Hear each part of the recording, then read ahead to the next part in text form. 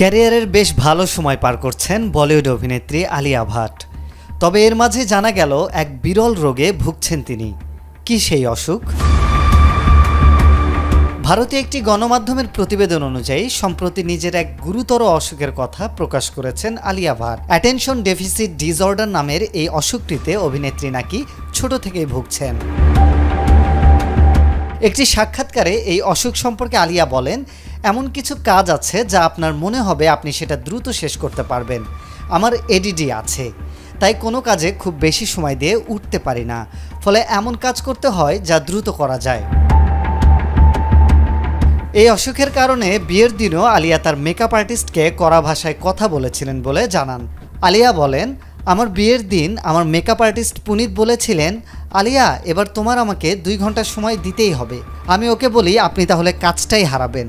আমার বিয়ের দিন আমি আপনাকে কখনোই 2 ঘন্টা সময় দেব না, কারণ আমি আমার বিয়েটা উপভোগ করতে চাই। প্রসঙ্গত, আলিয়া ভাট 2022-এর এপ্রিলে অভিনেতা রণবীর কাপুরকে বিয়ে করেন। আলিয়া ভাটকে সামনে দেখা যাবে জিগরা সিনেমায়। আরিফ হক, মাই টিভি।